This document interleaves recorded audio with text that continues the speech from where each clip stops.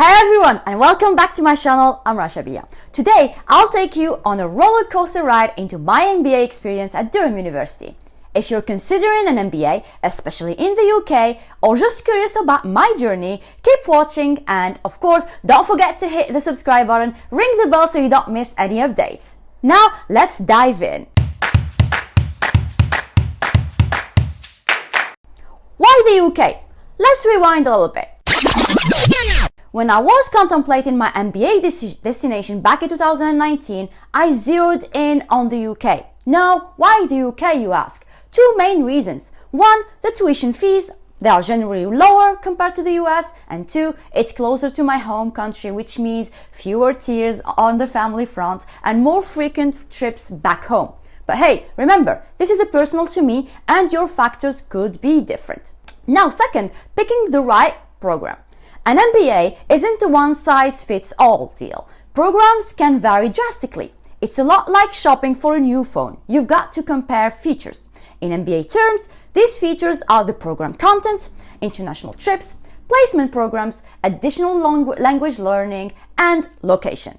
The trick is to do your homework. Visit university websites, absorb every bit of information, weigh the pros and the cons. Now, let's talk money, honey.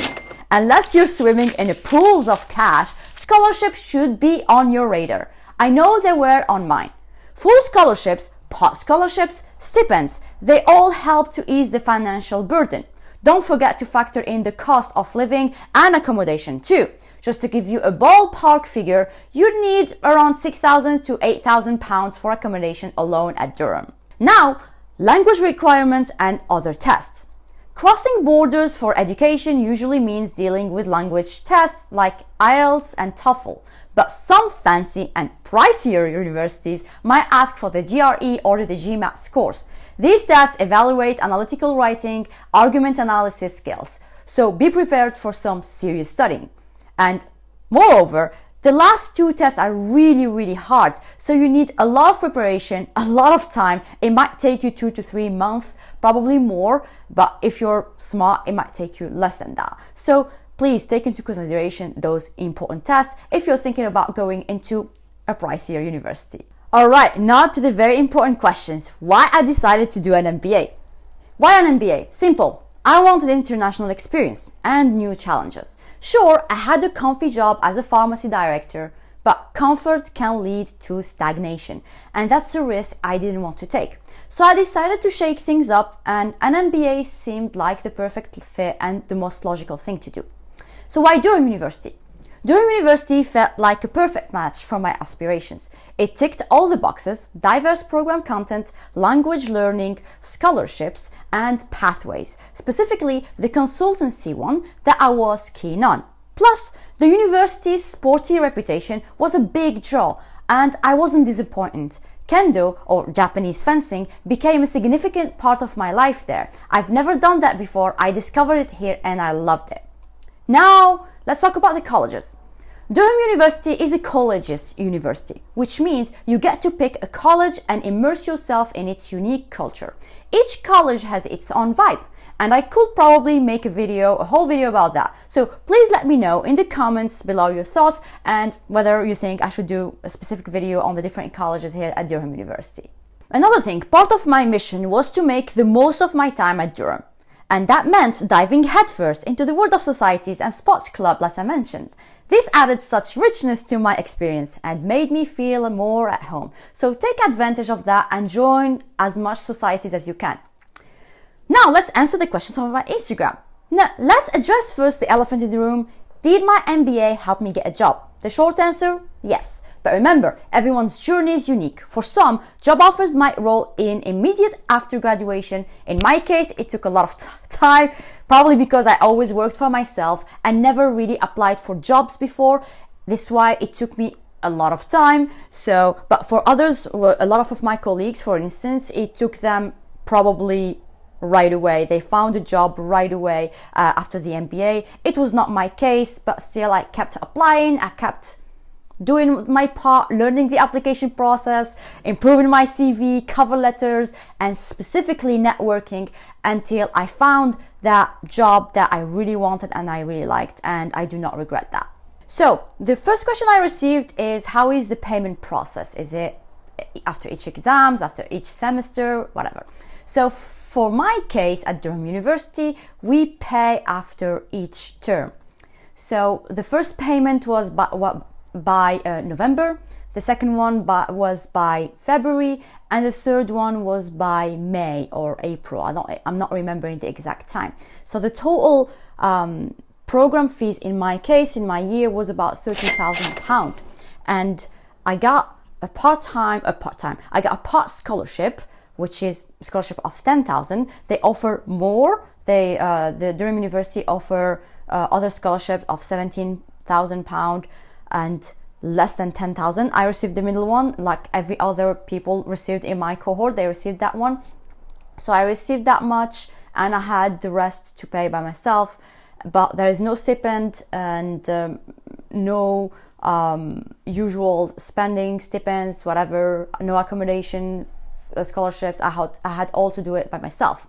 So yeah, you pay in three times. But there are some times when people struggle to pay, and I think Durham University offer the financial help and support to help them pay after, for example, getting a job or something like that. The second question is quite personal, but how did you finance it? How did I finance my MBA? I mentioned I got a scholarship. It was not a full scholarship. I had a part 10,000 gone, so I had 20,000 left to pay plus the accommodation, which is in my case it was 7,000 and something. Well, how did I finance? I worked my ass out. I mean, I was having some savings. I've been working all my life since 2011, my personal business, and I was saving some money, and this is how I financed it, and it's just my savings. I didn't get any help. It's just my personal savings, and this is I was able to pay. Otherwise, it would have been really, really, really difficult if I didn't have the money. And if you convert it as an Algerian, I had Algerian dinars. If you convert them to pounds, you need a lot. Yeah, so just calculate £20,000 plus £7,000. I'm not counting my expenses, the food, so this is extra stuff. So just say £30,000 by myself. I did some part-time jobs, of course, to support myself, to eat, to those kind of stuff, but you need to save at least for Durham University, which it's not a very expensive city. The program is not expensive by itself. If you see the rankings in all the university rankings, MBA rankings, you will see that Durham University has a good ranking in the value of it, the price. So it's quite cheap compared to other universities. It's quite cheap to Imperial College, for example, or other business schools in the UK. So take that into consideration. But as an Algerian, it was still very, very, very expensive. So keep that in mind. So now to the $1 million question. Is the MBA yay or nay? Shall I do an MBA? It will depend. It's not as easy as it seems. For my experience, my circumstances, yes, I need an MBA. My conditions, I had specific conditions. I always worked for myself as independent. It was not enough for me to get access to international experience or to go abroad. So I had to do that. But for you, if you're already abroad and you had a diploma, I don't believe you need that. Yeah, but if you are from less developed countries, or you're struggling to grow, or to go to higher positions or bigger company, it might be necessary for you. So you should always measure the cons and the pros of what you're doing, because it's not as easy. It costs a lot of money. So you need really to think about whether it's gonna help you or not. For my case, it helped, but it might not help you. So finally, for all of you bookworms out there, I recommend The Personal MBA by Josh Kaufman. This book does a fantastic job of condensing key business concepts into an accessible format.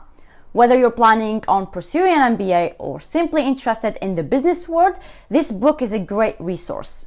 So, and that's a wrap for me, guys. My MBA journey condensed into a YouTube video. I hope you found this insightful. If you have any more questions, please drop them below, and in the comments. We might make a live in the future and to ask directly one-to-one questions. And of course, hit the bell icon for notifications. Stay tuned for more. Until then, keep dreaming and keep hustling.